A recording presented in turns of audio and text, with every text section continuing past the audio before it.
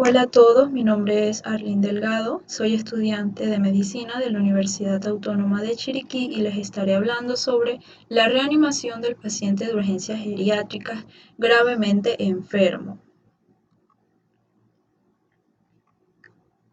Los pacientes mayores representan el 20% de las visitas al departamento de emergencias y el 30-50% de los ingresos hospitalarios. Y cuando son hospitalizados son más propensos a tener morbilidad relacionada con su enfermedad aguda y a requerir una cama de la unidad de cuidados intensivos. Sin embargo, la edad cronológica sola no debe usarse para predecir el resultado o como una razón para amortiguar los esfuerzos de reanimación. Cambios fisiológicos comunes relacionados con la edad. Entre ellos tenemos la inmunosenescencia, la capacidad deteriorada de reaccionar a los ataques inmunológicos es una parte normal del envejecimiento y ocurre debido a una disminución de la inmunidad humoral y una alteración de las barreras físicas, ya sea por disminución de la motilidad de los cilios respiratorios, un aumento de la fragilidad de la piel y a la gran prevalencia de catéteres permanentes. Colectivamente, estos cambios aumentan la susceptibilidad a la infección y aumentan la probabilidad de presentación atípica. Deterioro cognitivo. Este es común en los adultos mayores y afecta al 25% de los que acuden a la sala de urgencias. Este es un importante contribuyente a los desafíos en el cuidado de los adultos mayores, ya que conduce a una presentación retrasada y dificultad para obtener un historial. Fragilidad y movilidad deteriorada. La fragilidad de por sí tiene una correlación más fuerte con los malos resultados que la edad misma y combinada con una movilidad disminuida aumenta el riesgo de caídas y traumatismos significativos del adulto mayor. Esto conduce entonces a un peor resultado en el contexto de una enfermedad aguda. Y para detectarla se evalúan elementos como la fuerza de agarre, la velocidad al caminar y la pérdida de peso. Fisiología respiratoria. Los adultos mayores suelen mostrar un aumento de la rigidez de la pared torácica y cifosis, así como una disminución de la fuerza muscular respiratoria y del retroceso elástico del pulmón, lo que eleva las probabilidades de tener una enfermedad pulmonar subyacente como fibrosis, cicatrización pulmonar y enfermedad pulmonar obstructiva. Cambios adicionales en el paciente geriátrico incluyen pérdida del mecanismo protector de la tos, disminución del aclaramiento mucociliar, disminución de la capacidad de difusión, lo que conlleva a un mayor riesgo de hipoxia e hipercapnia no compensadas. Fisiología cardiovascular. A medida que uno envejece, hay un endurecimiento progresivo tanto de la vasculatura arterial como del miocardio. El endurecimiento de la vasculatura conduce entonces a una presión arterial basal más alta y a una caída más precipitada de la presión arterial, mientras que la rigidez del miocardio conduce en última instancia a la disfunción cardíaca diastólica y a la disminución del gasto cardíaco. Fisiología renal. Tanto la masa como el número de glomérulos disminuyen con la edad, lo que puede conducir a una disminución de la función renal, especialmente en aquellos pacientes con hipertensión y enfermedad cardíaca crónica. En estos pacientes la creatinina sérica no debe usarse para estimar la función renal, ya que sus niveles disminuyen con la edad, esto en el contexto de una masa corporal magra baja y desnutrición. Por lo tanto, es prudente calcular la tasa de filtración glomerular o el aclaramiento de creatinina para determinar la función renal general. Se estima que la tasa de filtración glomerular disminuye en un 10% por década después de los 40 años en la mayoría de los adultos mayores. Farmacodinámica y farmacocinética. Las respuestas farmacocinéticas y farmacodinámicas a los medicamentos cambian con el envejecimiento. El agua corporal total y las proteínas plasmáticas circulantes disminuyen, pero la concentración de grasa corporal total aumenta, alterando el volumen de distribución y los niveles plasmáticos totales en medicamentos hidrofílicos, lipofílicos y altamente unidos a proteínas. Manifestaciones clínicas del paciente críticamente enfermo. El reconocimiento de enfermedades críticas entre los adultos mayores puede ser un desafío, ya que sus presentaciones clínicas pueden ser atípicas, sus quejas inespecíficas y los parámetros normales de sus signos vitales diferentes. Examen físico. Debido a que los cambios fisiológicos afectan los signos vitales de los pacientes mayores, se deben considerar diferentes umbrales para taquicardia, hipotensión y fiebre. La taquipnea es el signo vital más sensible para enfermedades críticas en pacientes mayores, por lo tanto debe medirse con precisión. Y la recarga capilar es normalmente más larga en estos pacientes, siendo 4,5 segundos en comparación con menos de 3 segundos en un adulto promedio. Otros signos utilizados habitualmente para evaluar la perfusión, como la turgencia de la piel, las membranas mucosas húmedas y la humedad axilar, no son medidas confiables de perfusión e hidratación en esta población. Signos vitales en pacientes geriátricos. La frecuencia cardíaca va a mostrar cambios como un embotamiento de la respuesta cardíaca y el mecanismo subyacente incluye una disminución de la liberación de catecolaminas, esto en respuesta a medicamentos como los beta bloqueantes y los bloqueadores de los canales de calcio. Y el umbral de respuesta va a ser una frecuencia cardíaca mayor a 90 latidos por minuto. En cuanto a la presión arterial, se va a observar una presión sanguínea basal superior y el mecanismo que lo explica es un endurecimiento de la pared vascular. El umbral de respuesta incluye una presión arterial sistólica menor de 100 milímetros de mercurio y una disminución de la presión arterial sistólica mayor a 40 milímetros de mercurio desde el inicio. Y en cuanto a la temperatura, se va a observar una reducción de 0,5 grados Celsius por década. Hay un diferencial aumentado entre el núcleo y la temperatura de la superficie. Y el mecanismo que lo explica es la ingesta de medicamentos de inmunosenescencia como los esteroides, los AINES y la aspirina. El umbral de respuesta va a ser una temperatura oral de 37,2 grados Celsius y una temperatura rectal de 37,5 grados Celsius. Impacto de los medicamentos en la manifestación clínica de enfermedades críticas. Los eventos adversos por medicamentos son una causa principal de hospitalización y muerte en la población de edad avanzada y se estima que causan aproximadamente el 10% de las hospitalizaciones. Esto se debe a que la polifarmacia, es decir, cuando se le recetan 5 o más medicamentos, es común y afecta a gran porcentaje de los adultos mayores.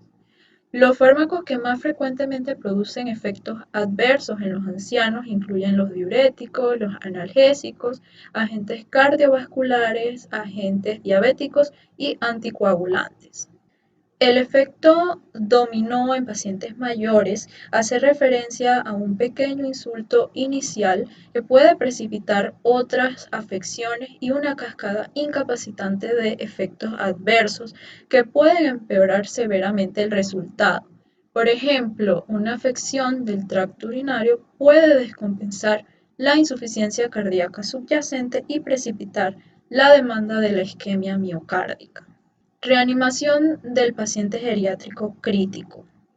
La reanimación del paciente geriátrico crítico en el servicio de urgencias es un desafío, ya que las decisiones sobre el alcance de los esfuerzos de reanimación no deben basarse únicamente en la edad, sino que deben incorporar las condiciones comórbidas del paciente, la calidad de vida actual, el nivel de desempeño reciente, las instrucciones anticipadas y las preferencias del paciente. Vía aérea y respiración. Se deben considerar numerosos cambios anatómicos que ocurren con el envejecimiento en el manejo de la vía aérea. Ejemplos de ellos incluyen un aumento de la dificultad para formar un sello adecuado con un dispositivo de bolsa, válvula, máscara y la disminución de la movilidad del cuello. Además de estos cambios anatómicos, la disminución de la reserva pulmonar y la mayor propensión a la hipoxia pueden dificultar la intubación de secuencia rápida. Es por ello que el proveedor de emergencias debe considerar la vía aérea geriátrica como una vía aérea difícil y debe prepararse con dispositivos de rescate de las vías respiratorias. Ventilación mecánica. Actualmente no existen pautas clínicas centradas en la ventilación mecánica del paciente geriátrico crítico y se recomienda utilizar una estrategia de ventilación de bajo volumen corriente con volúmenes corrientes de 6 a 8 mililitros por kilogramo de peso corporal predicho. Y en cuanto al manejo del dolor y sedación, los ancianos gravemente enfermos que se someten a diversos procedimientos que son dolorosos, la mayoría de las veces son incapaces de verbalizar su dolor, ya sea por un deterioro cognitivo subyacente o por un delirio de nueva aparición. Como en sus contrapartes más jóvenes, la analgesia debe preceder a la sedación de pacientes mayores siempre que sea clínicamente factible. Circulación. Dada la mayor incidencia de enfermedad coronaria e insuficiencia cardíaca en pacientes mayores, estos tienen un alto riesgo de descompensación cardíaca en respuesta a una enfermedad aguda. Este riesgo se aborda comúnmente mediante la administración de fluidos intravenosos y el uso de agentes vasoactivos según sea necesario. Deben administrarse bolos de líquidos más pequeños, seguidos de una evaluación frecuente de la perfusión tisular.